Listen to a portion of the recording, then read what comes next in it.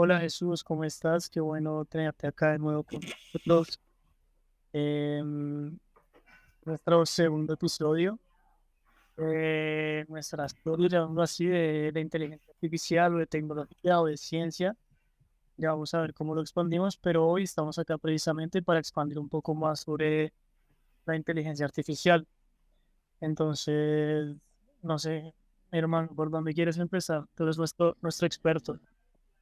Hola, hola Gregorio, ¿qué tal? Un gusto estar de vuelta acá en tu programa. Y, y bueno, sí, justamente acá con todas las ganas de poder tener este espacio para poder hablar de inteligencia artificial.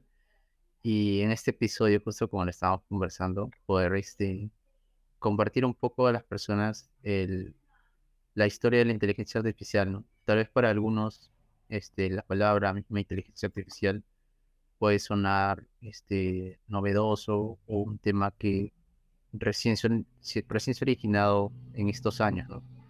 A partir de 2000, pero la realidad es otra. Es un tema que viene desde tiempos incluso mucho más antes, ¿no? Y bueno, puede causar tal vez asombro, novedad para algunos. Entonces, ese es un poco lo que queríamos compartir hoy día. Súper, súper interesante eso. Sí, sí, sí, completamente ahí ah, o sea, podemos comenzar si gustas como hacer una breve recapitulación a través del tiempo, algo así como una especie de línea de tiempo, De una. y ir comentando ahí. Excelente, excelente.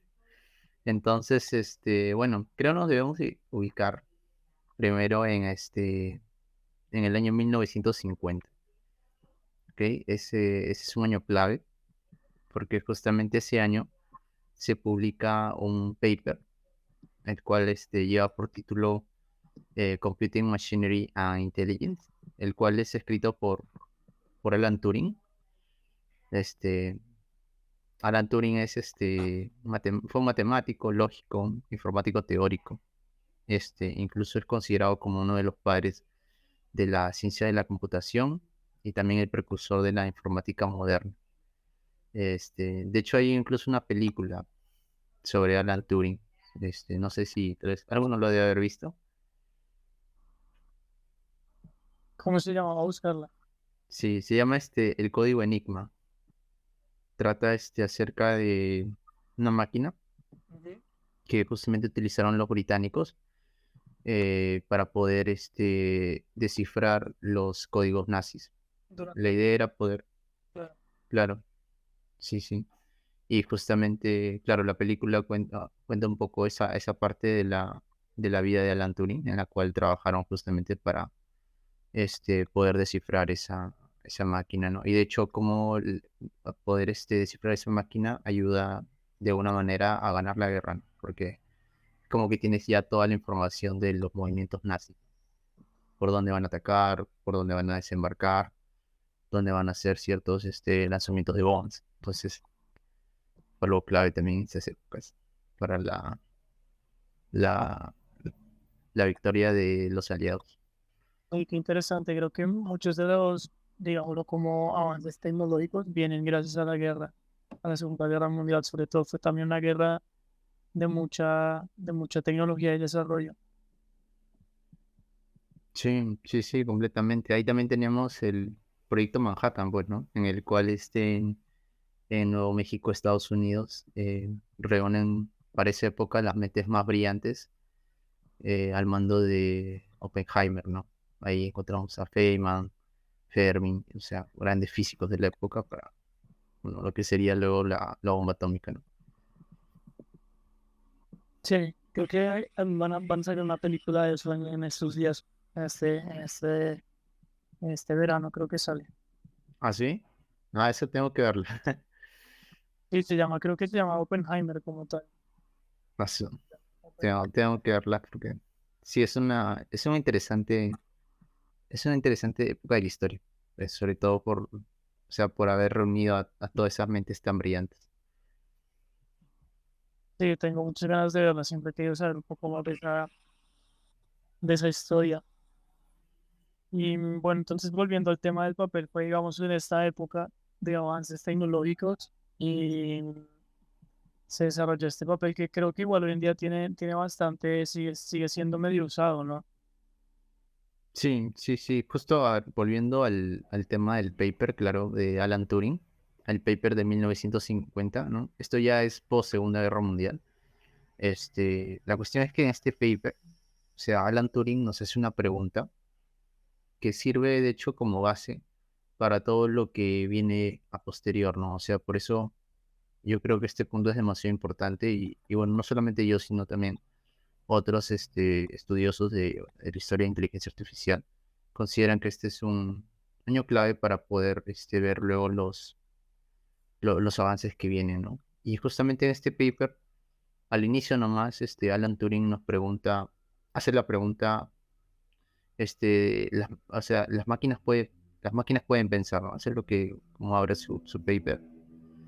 Y bueno, como buen matemático que es Alan Turing, lo que hace es reformular la pregunta, porque el hecho de las máquinas pueden pensar puede ser como una pregunta tan amplia que puede dar una invitación filosófica, Ujú. moral, ¿no? Y como estamos en el término, en el ámbito científico, tenemos siempre de que tratar de hacer las preguntas más objetivas posibles, ¿no?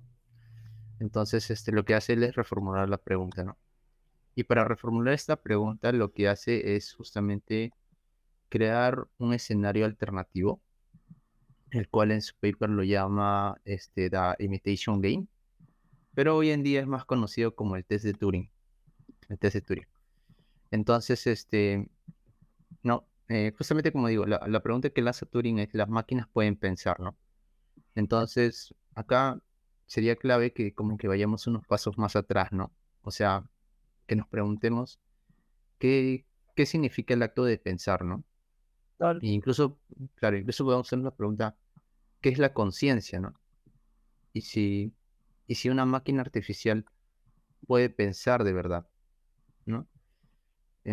Y justamente ahí viene la reflexión de qué es lo que ocurre en la mente, ¿no? O sea, sabemos que en la mente, o sea, en el cerebro ocurren las conexiones, los impulsos entre las neuronas, ¿no?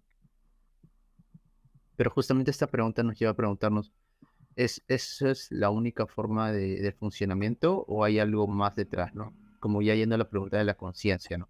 Ujú. Entonces, justamente Turing, con este test, trata de, la primera pregunta esa de ¿pueden las máquinas pensar?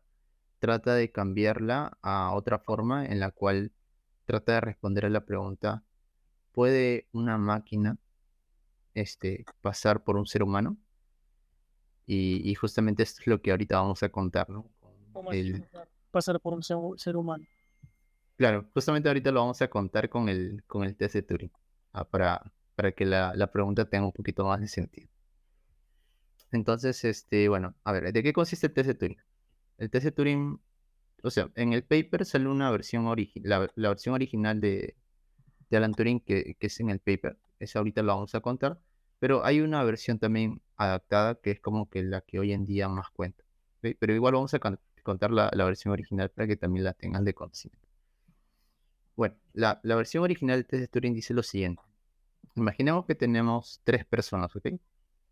En esas tres personas tenemos un hombre, una mujer y tenemos la tercera persona que es un interrogador, ¿ok? El interrogador puede ser de cualquier sexo, puede ser hombre, puede ser mujer, ¿ok? El interrogador va a estar en una habitación aparte, es decir, el interrogador no va a poder ver ni al hombre ni a la mujer. ¿Cuál es el objetivo de este juego? El objetivo justamente del juego es que el interrogador, a través de preguntas que le haga justamente a los otros dos participantes, logre determinar quién es el hombre y quién es la mujer, ¿ok? Entonces, bueno, la idea de este juego es que el hombre, su rol va a ser tratar de confundir al interrogador. O sea, el hombre tiene que hacer que el interrogador no logre identificar de manera correcta los sexos. Por otro lado, la mujer tiene el rol de justamente hacer que el interrogador sí logra identificar correctamente, ¿no? Dándole justamente respuestas un poco más veraces, a diferencia de lo que el hombre le da. Entonces, esa es la idea general primero, como poniendo en contexto el juego, ¿no? Y lo que dice Alan Turing es, ¿qué ocurre si en lugar del hombre, quitamos al hombre y colocamos una máquina, ¿no? Si colocamos una máquina en lugar del hombre, la pregunta es, ¿el interrogador se confundirá igual de frecuente cuando una máquina ahora participe en el juego? O sea, es decir, la máquina al pasar por el hombre logrará como que todo se mantenga así de manera similar, sin que el interrogador note que ha habido un cambio de humano a máquina. Claro, qué interesante. Ujú. Sí, entonces ese es un poco como que el replanteamiento que hizo Turing a la pregunta, ¿no? Y por eso justamente la pregunta era, ¿puede una máquina pasar por un ser humano? ¿No? Porque si cambiamos al ser humano y ponemos una máquina, el interrogador sentirá que todo es igual o sentirá que hay algo diferente, ¿no? Entonces, bueno, eso justamente es como el contexto que ponía Alan Turing, ¿no? Ahora, hay una versión adaptada de este mismo test, ¿no? En el cual simplemente se tiene como un juez y tienes jugadores, y el juez no puede ver a los jugadores, ¿no? Y el juez lo que hace es hacer preguntas a cada jugador sin verlos, y lo que va a hacer es evaluar sus respuestas, ¿no? Ujú. Y lo que dice es, ¿qué pasa si en lugar de un jugador también se reemplaza por una máquina? Y la pregunta es que si al momento de reemplazar la máquina al jugador, será posible que los resultados de la conversación tengan un cambio notorio, ¿no? Entonces, bueno, esa es como la versión adaptada que también invita a lo mismo, ¿no? De reemplazar el hombre por una máquina, si hay cambios notorios o no hay cambios notorios. Ahora, ¿por qué Alan Turing nos cuenta todo esto, ¿no? Justamente el test de Turing es una manera de medir qué tan inteligente es una máquina, ¿no? Ujú. Esa era la propuesta de Alan Turing, ¿no? Porque justamente una máquina va a ser suficientemente inteligente si no es fácilmente distinguida por un ser humano, ¿no? O sea, si un ser humano cree que esa máquina eh, sigue siendo un humano, entonces esa máquina es suficientemente inteligente. Sí, Esa era como que la medida que estaba proponiendo Alan Turing. Ujú. Y bueno, ese por eso digo, es un año clave, 1950. Y bueno, en este paper, como digo, se lanza el test de Turing. De hecho, muchas tecnologías que hoy tenemos, como ChatGPT, ujú, han pasado el test de Turing. Eh, También el año pasado, en junio, Lambda, que diga, Bar de Google, también logró pasar el test de Turing. ok. Entonces, es interesante cómo o sea, el boom, como podemos decir, de todas estas inteligencias a nivel conversacional, va de la mano con el hecho de pasar este test.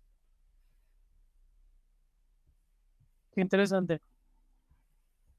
Y tengo una pregunta sobre el test, o sea, no, mm, porque acá dice que es lograr entender que si es una máquina o si es un humano, pero Ujú. ya no puede ser que, digamos, ya las máquinas sean más inteligentes que la persona, entonces al final el test de Turing está mostrando que están más avanzados, o sea, no sé si me explico, pero no estamos ya a un punto, a un nivel en donde ya no solo son iguales, sino que ya nos superan. Eh, sí, ese es un buen punto. Ese es un buen punto. Claro, de hecho, cuando ya la máquina llega a superar al ser humano, que es lo que se ha visto por lo menos o sea, a lo largo de la historia se ha visto que las máquinas han llegado a superar a los humanos, primero en habilidades específicas, ¿no? Por Sí, ejemplo, Deep Blue, ¿no? Que fue entrenada como específicamente para vencer en su momento el al que ajedrez. era como, claro, el más crack del ajedrez, ¿no? Que era Kasparov, ¿no? Pero si Deep Blue lo ponías a, no sé, a, por ejemplo, jugar Sí, no, Go, o lo ponías a hacer otra tarea, no podía hacerlo, ¿no? Entonces, claro. eran como que máquinas entrenadas para algo en específico, pero no como para más cosas, ¿no? De manera general. Entonces, claro, la pregunta que mencionas es si una máquina puede llegar a ser más inteligente que un ser humano. De hecho, sí. Y ese justamente es otro punto que vamos a ver, que es ya lo que se conoce como una inteligencia que no solamente es inteligente, o sea, una inteligencia artificial que no solamente es especialista en una cosa, sino que puede abarcar muchas otras más. Sí, como lo que decíamos del Deep Blue, que no solo puede ganar en ajedrez, sino que puede ganar en cualquier juego que le pongan de mesa. Claro, claro, claro. Eso ya es, claro, una inteligencia artificial general. Y de hecho ese es el otro punto acerca de lo que se conoce como la superinteligencia artificial. Ok. Sí, sí, un punto que ahorita lo vamos a... Ese ya es años, años más después.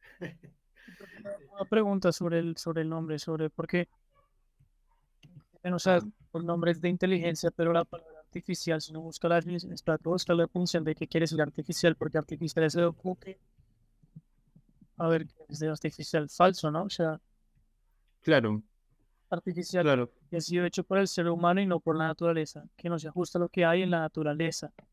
Entonces, claro. al final es que es una inteligencia, pero no es natural, o sea, es algo que está creado, o sea, que las máquinas podrían pensar por sí solas. O sea, es artificial porque la máquina trata de alguna manera replicar lo que ocurre en el cerebro humano, ¿no? Entonces, lo natural sería el cerebro humano, lo artificial sería la réplica del cerebro humano, ¿no? Entonces, mm, en ese sentido, Claro, claro, diría que por eso le llaman el artificial. sí, porque es algo que ha hecho, que es, mira, es algo que fue hecho no es natural, acá dice su sentido en relación con un artefacto o artificio se refiere a un producto de la actividad intencional. Ok,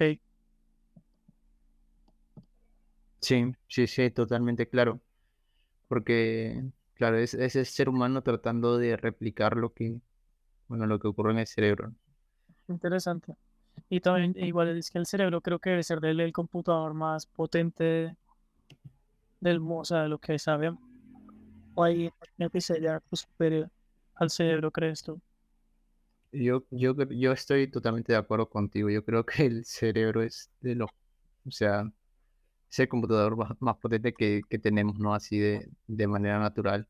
El hecho de poder, hacer conexiones con cosas que hemos visto, hemos olido. No sé, una computadora no es que huele algo y hace una conexión y luego, Sí, no sé, sí, puede imaginar sobre eso, puede pensar a futuro o pasado, como también otras alternativas, hacer asociaciones, personas con sucesos que le pasaron en tu vida. claro. O sea, hay tantas cosas que ocurren en el cerebro que es realmente, o sea, digno de estudio, ¿no? Y de hecho hay personas que se dedican solamente al estudio del cerebro, cómo es que funciona, todo el hecho de, por ejemplo, cómo es que el ser humano aprende. Ajá, increíble. Sí, es increíble, es increíble. Hay un saludo a todas las personas que ese es su campo de estudio. No manches, y todavía no logramos ir a fondo, pero ya podemos hacer un episodio. Eh, Sí, sí, sí, creo que sería muy bueno traerlo al programa para que nos cuente un poco más. Una persona especialista en ese tema. alguien que estudie.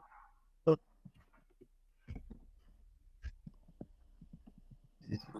Pero volviendo a la historia, como digo, de hecho les invito a que también puedan leer el paper, pueden buscarlo como este paper de Alan Turing, 1950, y bueno, ahí lo van a encontrar en internet y es un paper muy, muy interesante de leerlo y ver cómo es esta reflexión acerca del pensamiento de las máquinas. Pero también ese mismo año, 1950, tenemos el lanzamiento de una obra muy interesante, ¿no? Que en 2004 sería como que la que también está detrás de la película Yo Robot. No sé si la han visto, la que, la que está actuando Will Smith. Sí, creo que sí. Ajá. La historia del mundo distópico en el cual Está- los robots. Ajá. Sí, sí, me acuerdo. Creo que la vi, me gustaría volverla a ver. No sé si están conectados, Sí, sí, sí, claro, claro, están conectados. Bueno, o sea, no es que directamente la película se base enteramente en el libro de 1950 Yo Robot, pero está fuertemente influenciado. De hecho, claro, le hicieron algunas modificaciones. Como es normal, ¿no? Normalmente cuando un libro lo llevan a película, siempre le hacen algunas modificaciones en el guión. pero entonces era un libro de, digámoslo, llamémoslo de ciencia ficción, ¿no? Sí, sí, sí, es un libro de ciencia ficción. De hecho, fue escrito justamente por Isaac Asimov, ¿no? Que es un gran referente de la ciencia ficción. Pero qué interesante que, digamos, se combine la ciencia ficción con la ciencia y se puedan hacer ver resultados reales, como que esas historias o eso que se imagina una persona en base a algo que sentía o que había estudiado, que había visto, se puede volver realidad. Y sabes que eso me pone a pensar como hoy en día no sé, por ejemplo, no sé si has visto Black Mirror en Netflix que tiene un montón de capítulos como así de, de cosas de inteligencia artificial y de tecnología y un poco también de ese estilo como de ser robot. Entonces, imagínate, quién sabe qué cosas de esas en realidad se volverán reales. O de pronto todas o ninguna, pero qué interesante pensar eso. Sí, sí, sí, completamente lo que dices.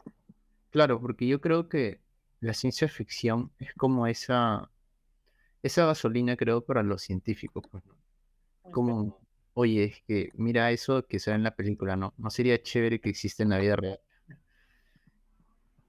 Y como que de alguna manera, motivará, de hecho, ¿no? O sea, yo creo en eso, ¿no? Que la ciencia ficción, de hecho, Elon Musk en su biografía comenta que él de jovencito le gustaba mucho leer ciencia ficción. Y eso fue uno de sus principales también motivos por lo cual, o sea, funda SpaceX y tiene como que esa, digamos, la obsesión por que la humanidad salga fuera de este planeta, ¿no? Y conquistar otros planetas y eso, ¿no?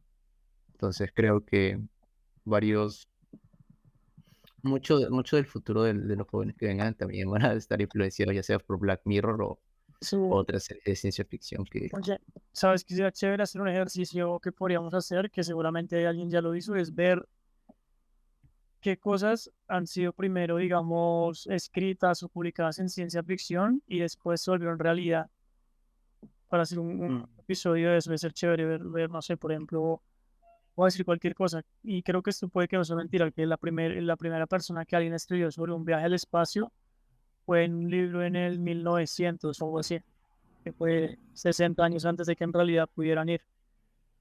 Entonces podríamos buscar eso, qué chévere. Bueno, me parece una buena idea.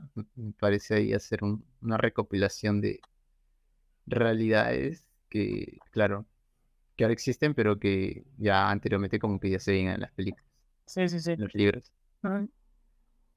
No, sí, sí estaría muy bueno. Yo creo que ahí también entraría lo del celular, pues, ¿no? O sea, de tener la capacidad de hablar desde celular que puedes llevar por todos lugares, puedes tener videollamadas.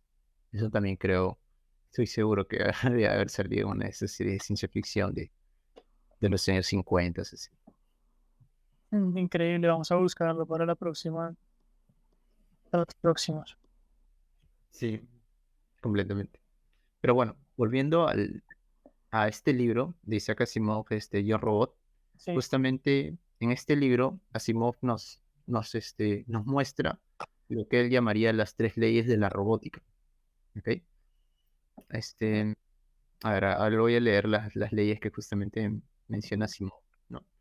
Por ejemplo, la primera ley es un robot no dañará a un ser humano ni permitirá que sufra daño por inacción. Esa es como la primera ley. La segunda ley nos dice, un robot obedecerá las órdenes de los humanos a menos que contradigan la primera ley. Recordemos que la primera ley es acerca de no dañar a un ser humano. Y la tercera ley es un robot protegerá su propia existencia siempre y cuando no contradiga las dos primeras leyes.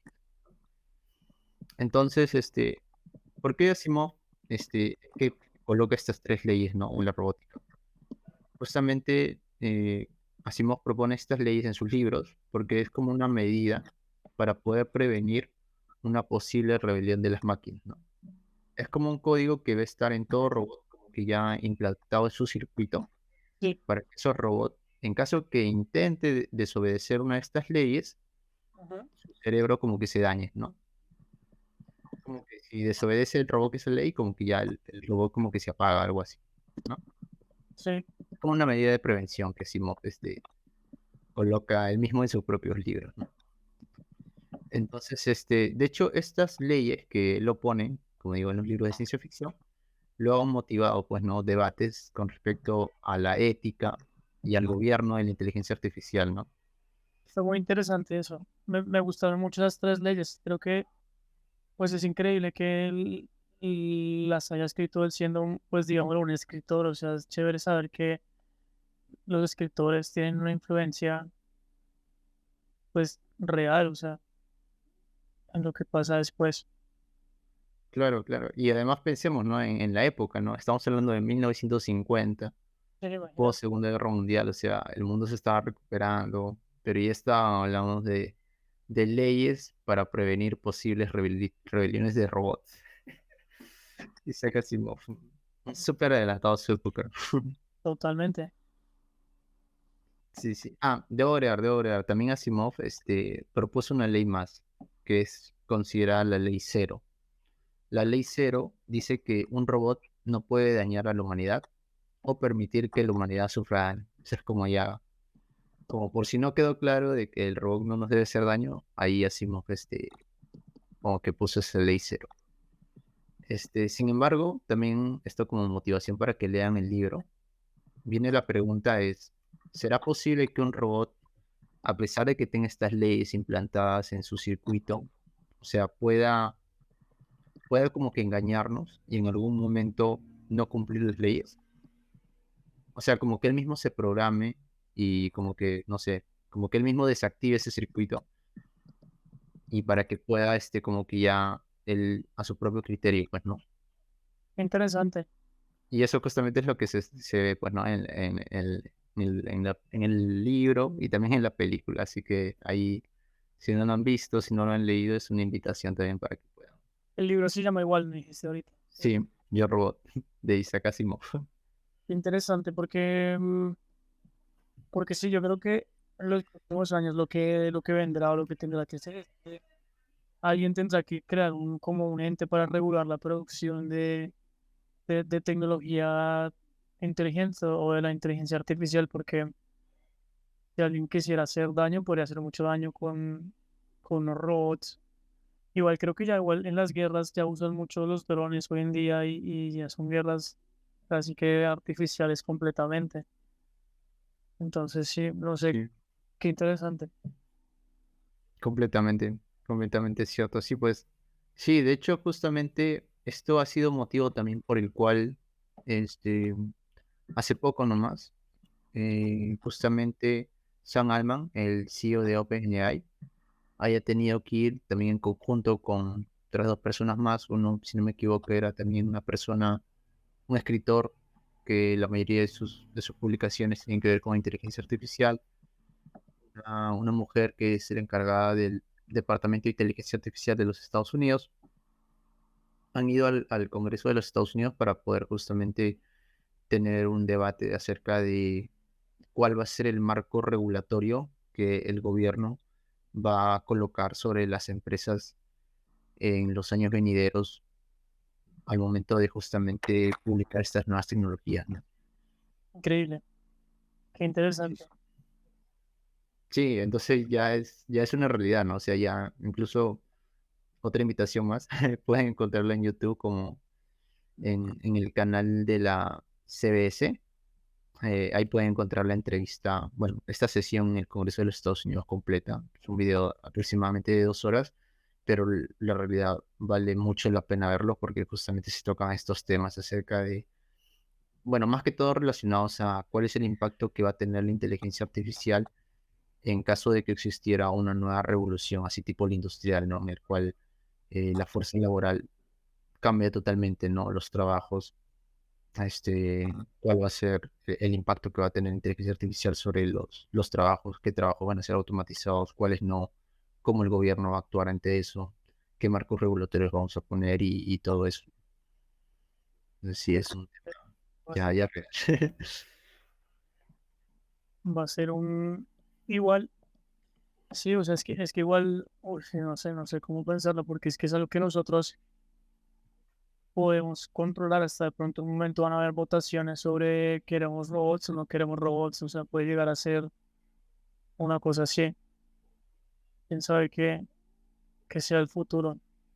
Yo creo que Sí, una buena regulación, yo creo que me parece yo estaría abierto a introducir la tecnología en la vida o en los trabajos, digamos, más manuales, siempre y cuando se puedan reemplazar esas industrias con otras cosas, porque si la gente se va a quedar sin trabajo, pues no tiene sentido, pero de pronto se puede crear otras tareas o otro tipo de vida. Tal vez vamos a tener otro tipo de vida en donde ya la gente en realidad no tenga que trabajar, sino que para ganar, no sé, el dinero se pueda ganar de otra forma, de pronto más con la creatividad o con otro tipo de vida. Pero quién sabe, y lo chévere es que creo que vamos a poder vivir un cambio nosotros, vamos a verlo todo. eh, sí. el primer, digamos, no sé, chat GPT y todas estas cosas, hasta ya cuando estemos nosotros viejitos que nos esté cuidando un robot. ¿Quién sabe? Probablemente sí, pero claro, vivimos en una época, como digo, muy rica en cuanto a los lanzamientos tecnológicos que se van a tener, pues, ¿no? Del lado de la inteligencia artificial. O Sí, sea, porque, o sea, en esa entrevista, al ver hablar a personajes tan experimentados, profesionales en su campo, acerca de cosas que yo pensaba que estaban todavía muy remotas de que pasen, pero ellos ya lo hablan como una realidad que está muy cercana, ¿no? Entonces me hace pensar de que tal vez ellos, no sé, o sea, de hecho OpenAI, me supongo, dentro de su compañía, para ellos nomás debe tener tecnologías que todavía no la publican y saben el impacto que tiene, ¿no? Saben el poder hasta el cual se puede llegar, ¿no? Nosotros todavía no lo podemos ver, pero estoy seguro de que, no sé, o sea, deben haber testeado algo que saben que sí es algo grande para tener que ir a hablar de un marco regulatorio. sí, Creo que hay muchas cosas grandes que sí. qué interesante. Pues, mi hermano, se nos está acabando el tiempo. Nos tenemos que ir, pero creo que hicimos una primera introducción chévere. Ahí salieron varias preguntas y damos unas recomendaciones de libros, de películas. No sé si quieras cerrar hoy esta primera parte con algún otro comentario, alguna conclusión o qué te gustaría. Bueno, no, igualmente también me ha parecido una buena primera parte de introducción, un poco hablando de la historia de Alan Turing, de Isaac Asimov, ahí con su libro Las tres leyes de la robótica, y bueno, acerca de lo que se tuvo últimamente en el Congreso de los Estados Unidos. No, si están, bueno, interesados, como digo, en también saber un poco más acerca de esto, les recomiendo mucho ahí que comiencen por, creo, este video clave, el que les comentaba de la entrevista en el Congreso de los Estados Unidos. Y bueno, también manténganse al tanto acá de las publicaciones que vamos a estar haciendo con Gregory. Sí, de acuerdo, nuestro curso de inteligencia artificial, nuestro podcast de inteligencia artificial. Sí. Oye, pues bueno, mi hermano, muchas gracias y nada, estamos en contacto y estamos ahí pendientes para sacar la segunda parte de esta historia. Excelente. Bueno, pues muchas gracias y estamos, sí, te escribo. Excelente, hermano. Gracias.